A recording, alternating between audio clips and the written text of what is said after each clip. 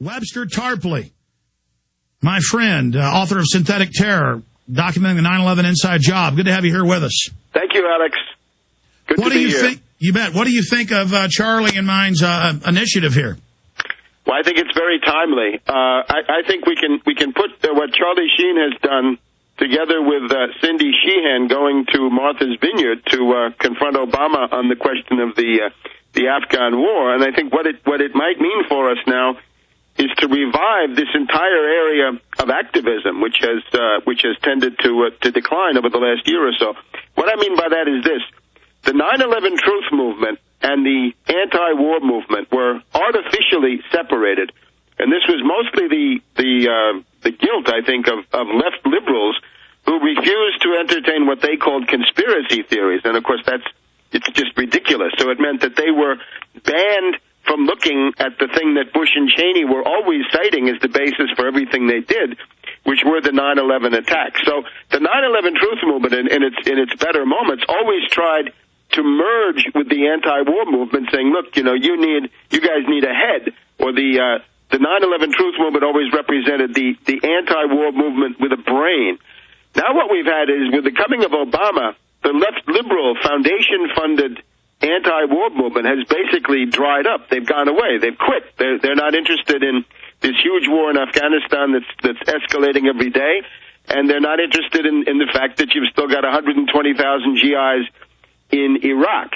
And I think what is possible now is the people who are still concerned about 9/11, because all of the networks that did 9/11 are still honeycombing and infesting the Pentagon, the CIA, the DIA, the NSA, and all these other agencies, because that's how it was carried out. The people who are concerned about that can now, I think, reassert the political relevance of this. If you combine it with the anti-Afghan war ferment, which is big, and it's big worldwide, right? It's breaking out in Germany over this latest horrendous atrocity of killing 100 people around a tanker truck. So what I see is it's time to assert 9/11 truth combined with U.S. get out of Iraq and get out of Afghanistan. In other words, liquidate the premise and liquidate the consequences that Obama has now been pushing in his Phoenix speech of a couple of weeks ago.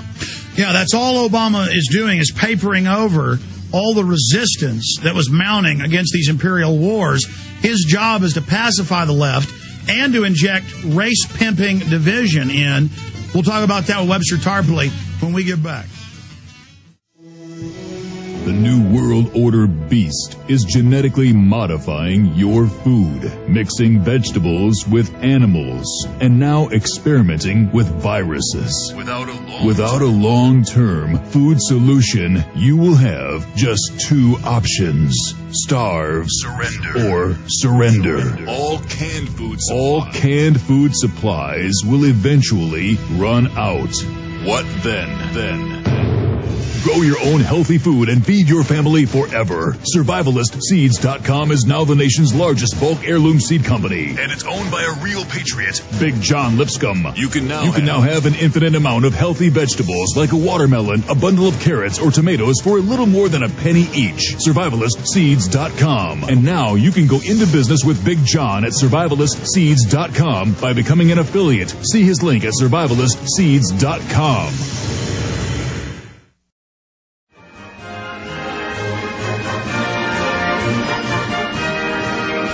Ladies and gentlemen, what Charlie Sheen has done through this radio show and through you spreading the word is put 9/11 truth front and center on the eve of 9/11, the 8-year anniversary of that staged terror attack.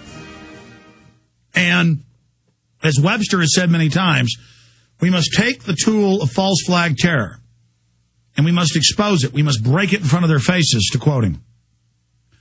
We must inoculate the public to understand psychologically and intellectually how staged terror attacks work. Or the establishment will continue to stage attacks over and over and over again to get their agenda through. Webster, the foundation left was always there to control the left so that wars and the movements against wars could be hamstrung.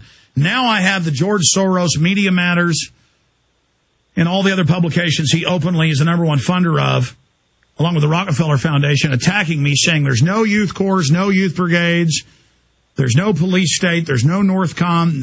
I mean, just total lying and deception. How long can this work? How long can they keep the anti-war movement pacified as Obama admittedly takes 50,000 troops, as I said, out of Iraq, puts them in Afghanistan, and then puts 50,000 more contractors in Iraq, actually boosting the number, and then sends a bunch of contractors to Afghanistan? I mean, this is a massive ballooning in the war, and the average liberal bumbling around out there thinks the war is over.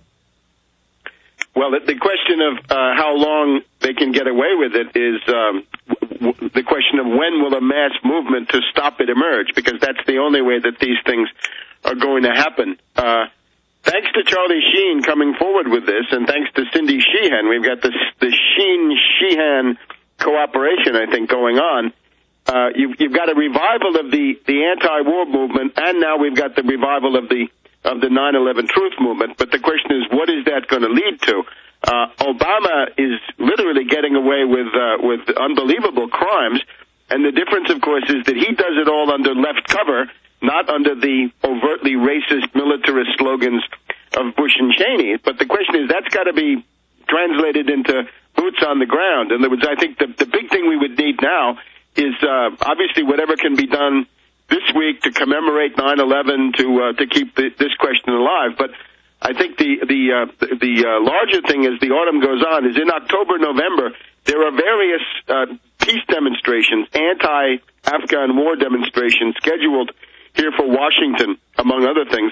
The problem is we've got one group wants to come to town on October 5th and 6th, which I think turns out to be a Monday.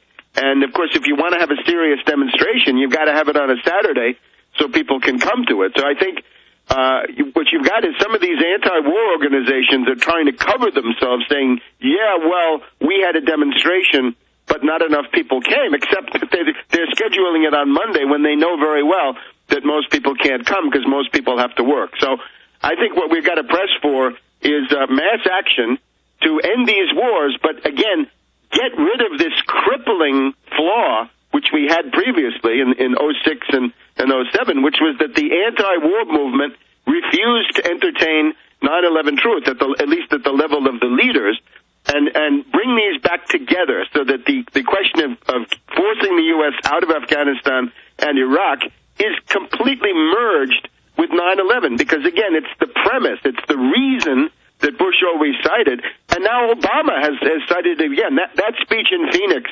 about 2.5 weeks ago was unbelievable. He was channeling Bush and Cheney. This was his biggest public embrace of the 9/11 myth, which was something that he stayed away from. He previously wanted to cultivate his left cover much more, but this time he came out and it was a stunning embrace of the entire bankrupt reasoning of Bush and Cheney. And well, let me ask you a question here, though, Webster. We see all these 9/11 truth hit pieces in National Geographic, PBS, you name it, coming out. We see all these hit pieces in the news.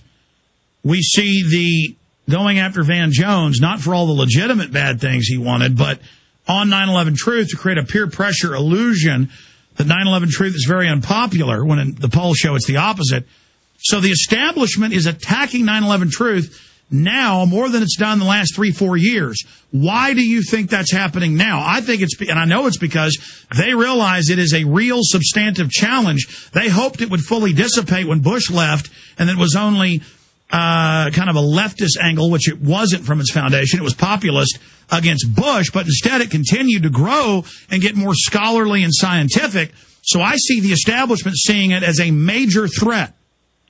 Well, it's a major threat because Obama needs it more to maintain his reasoning around Afghanistan. In other words, Obama is now the warmonger that we always said he was. In other words, he ran as a warmonger. He promised the unilateral bombing of Pakistan, the invasion of Pakistan, in effect, and he promised to escalate the Afghan war, and he's now doing that, and this is turning into a disaster. In other words, the casualties in July were the worst that they've been in the whole 8 years since 9/11, and now August is even worse, and September is presumably going to be even worse than August. You've got photographs of soldiers getting killed. You've got this horrendous tanker truck bombing incident. So this entire policy is in tremendous crisis. As Obama gets weaker and weaker in his ability to justify the slaughter, Obama's going to have to go back and say, well, remember, the reason for this is 9/11. And that's what he did in Phoenix. He said, if we don't occupy Afghanistan and defeat the Taliban, then there will be a new 9/11. So Obama has announced a new 9/11 in that unbelievable Phoenix speech. So the only way that you can stop that, again, is to refute it. I would point above all to this question of MIHOP. In other words, I think this has become clearer over the years. There are various schools of 9/11 analysis, and the only one that gets you anywhere is the MIHOP one, the made it happen on purpose. In other words, intelligence community networks privately controlled, but crisscrossing the agencies of the federal government, right? Reaching from the Pentagon to the DIA to the CIA to the NSA to the FBI and so forth.